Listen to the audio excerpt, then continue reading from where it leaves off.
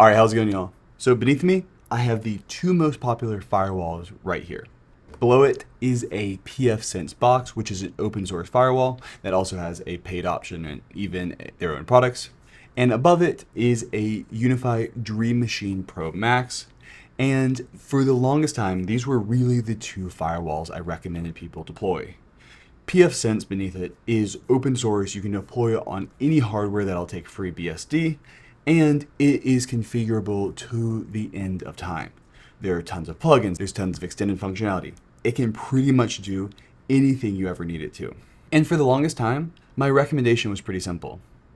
UniFis are great for people who don't have a super complex network, people who can basically manage with a fairly simple mid-business router setup that don't need anything too crazy and too custom with a configuration.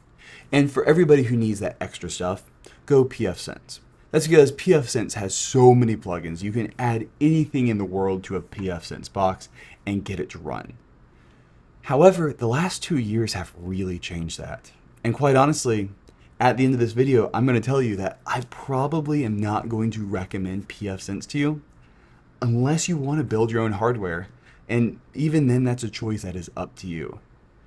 There are very few features left that I ever see anyone need that UniFi no longer has. And that is what UniFi has been on a tear the last 2 years with software updates and feature inclusions.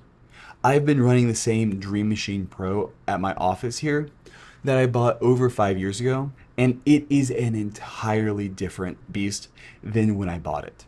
So many new features, functionality, capabilities that just did not exist when I originally purchased it. And now, I'm going to tell you that I think for just about everybody, UniFi, their routers have finally caught up and in some ways exceeded what pfSense can do. And not only that, they just do it at 1/10 the time and headache, in my opinion. I do want to have a couple disclaimers while we're in this. I am a UniFi affiliate. There are UniFi affiliate links down in the description below. I don't make a lot of money from that, but I do get paid by UniFi as a UniFi affiliate. And I know UniFi better than I know pfSense. So those are my disclaimers. I believe I'm pretty unbiased and really coming from a technical level, but just know those two pieces coming on in. I've set up quite a few pfSense systems, especially in some more complex deployments, which is where I was using them. But especially for the last about year, it's been very rare that I would recommend it unless you have very particular use cases, because UniFi has just been on a tear and just taking all of those features that would take hours to set up and get right in pfSense, and quite honestly, making them the click of a button. Now that UniFi has added in full DNS record support, multiple WAN load balancing where you can have as many WANs to your heart content as you like, and pretty much use whatever custom routing rules you want to with them. Now that they've got the ability to have that site magic VPN, OSPF, BGP, massive enterprise level features, there's really not a ton of things that pfSense has left that UniFi does not. And the thing about UniFi is, and that's going to be the theme of this video, and the theme of all my pfSense versus UniFi videos has been, if UniFi does it, UniFi is going to make it 10 times easier to set up and maintain. But if UniFi doesn't do it, you're out of luck. And the thing that's changed is that list that UniFi no longer does has gotten really, really slim. And I genuinely don't have a lot of cases now where there's anything pfSense does that UniFi does not that I would ever actually use. All right, so now let's talk about why I like UniFi so much more than pfSense. And this is going to be me airing a lot of my grievances with pfSense throughout the years. Things like high availability on pfSense are incredibly powerful, but insanely difficult to set up and specifically maintain. The entire requirement for CARP and maintaining multiple CARP IP addresses for every single subnet you've got, and making sure that everything can route even if one of them goes down, has been a massive headache for me. Making sure updates don't take out a system has been a massive issue. I've had 2 separate pfSense updates this year that I had to get somebody to physically reboot the router because after the update, it didn't come up and grab the IP address for whatever reason. I've had numerous issues with pfSense's new Kia DHCP resolver. So pfSense switched DHCP services away from ISC to Kia And they officially end-of-lifed and no longer are supporting and deprecated the stable ISC. That's their own reasons. But when they did that, Kia would just not work. I had multiple times where my DHCP resolver just stopped working and it would say there's already a port in use. And so it just could not run, and I was having devices just not get DHCP because the DHCP service was not running. I've had a lot of issues with pfSense. And quite honestly, there have been a ton of situations where it's just been a headache. And honestly, I just don't have that with UniFi. All my UniFi boxes have been tried and true. I've not had a single failed update on any one of my systems in over a year now. I think it's actually been 2 years. UniFi had a bad rep, and I had issues back in the day with UniFi updates. I would never set up automatic updates on any UniFi equipment 3 years ago. Now, I pretty much have everybody on automatic updates, and I just don't worry about it. UniFi's new shadow mode, which is fully high availability, works beautifully. I haven't had no issues with it. It is trivial to set up and maintain, and just is a tank.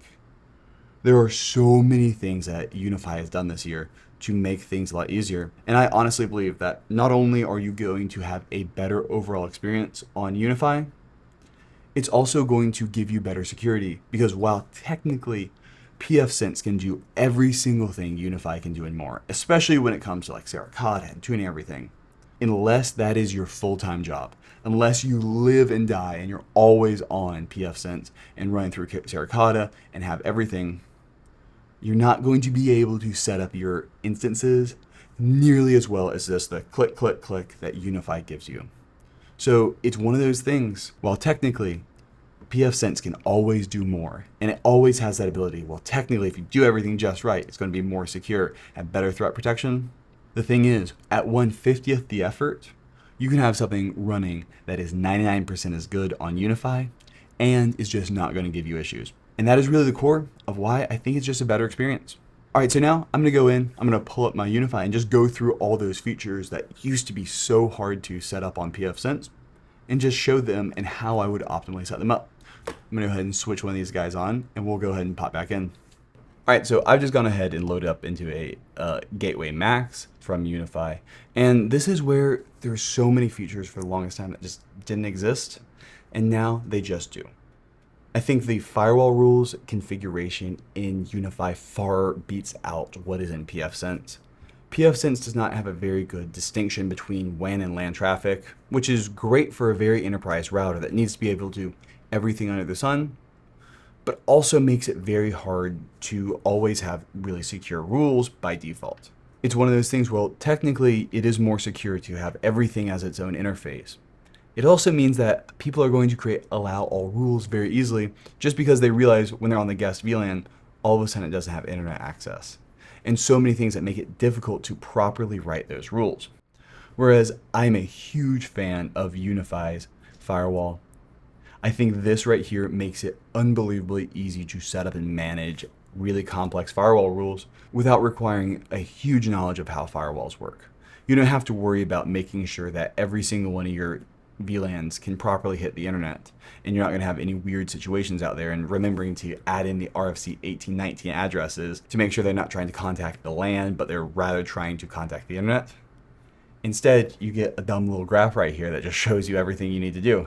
Hey, if I'm on the internal VLAN, where am I allowed to go to? Okay, cool. I can hit the DMZ, but I can't hit the untrusted stuff. I can come in and I can see, okay, the DMZ is allowed to return traffic, so it's allowed to talk back to the internal VLANs, but it is not actually allowed to contact anything else.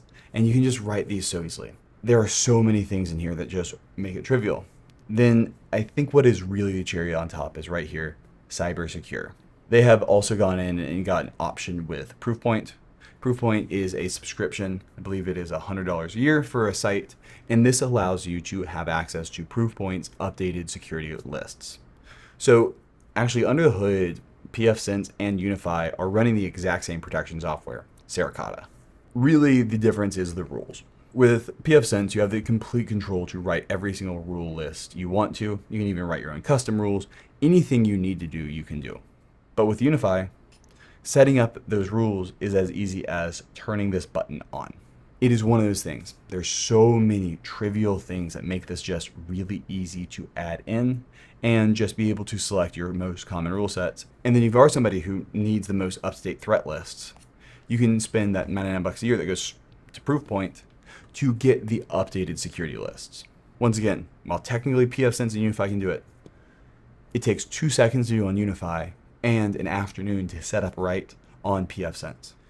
UniFi also has a couple of features that pfSense simply does not have. The single best one in my opinion is probably Site Magic.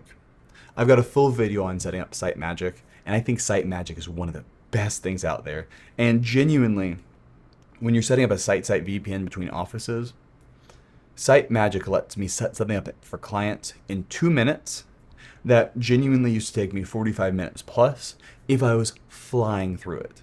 You don't need to have every single site have a public static IP address, and make sure you've got all your IPsec tunnels working properly and making sure you're routing between all the sites. Site Magic allows you to have only one site with a public IP address at all, and everything still is able to route. It cannot be understated how valuable Site Magic is, and it's just something that pfSense does not have. Technically, you could probably recreate a similar setup with WireGuard on pfSense, but that would take so much more effort. And if that's something you want to do and you need to do, that is where pfSense so works. But for everybody who just wants something to work, UniFi has just proven to be really, really, really great. I do want to close out this video mentioning a couple of other things. So pfSense is open source, and there is an open source version of pfSense called OpenSense. There's also some drama there where this right here is an archive of opensense.com that a pfSense, I believe it was an engineer, owner, somebody, created and basically made a parody site. And it actually took basically a lawsuit to actually get this domain back. If you look in right here, there's so many things that it's just not a great look. I get that somebody was probably making a joke and it probably did not go well, but there's just been a lot of issues that pfSense has kind of bullied their open source brethren. And while no company is perfect, it does leave a bad taste in your mouth. There's also been a lot of drama with pfSense Plus and actual pfSense Community Edition where they're locking it down. There's just been a lot of stuff that's not been great surrounding pfSense. I've heard very good things about OpenSense. OpenSense has basically taken pfSense's features and really brought it into more up-to-date kernels so you can actually get it to run on non-NetGate hardware. That's been an issue with pfSense. I think they purposely keep drivers back just to make sure that it only works on their hardware. That's my theory. And OpenSense has done a great job with that. And OpenSense has a lot of phenomenal features, and for the most part, the stability that pfSense offers at what is an easier interface, but it is still a bit harder for me to recommend just due to the fact that they aren't the ones driving the train. And so for people who do really want to deploy their own open source router and run on any hardware, OpenSense is a great thing to look at as well. I do not have nearly as much familiarity with it as I do with pfSense, quite honestly, but I know people who really enjoy it. But if you're looking for a router that lets you set up enterprise equipment, still has some pretty good guardrails in there and ease of use, I have trouble recommending in this day and age anything other than UniFi. And they've done a phenomenal job for the past few years. And honestly, there's not really many things that I've ever needed to do that a UniFi router today cannot do. All right, well, that's going to be it for this tutorial and overview. What are your thoughts? Are you running pfSense, OpenSense, and how has your experience been? Who's migrated over? And if you have any other questions, put those down in the comments below. And have a good one. Bye.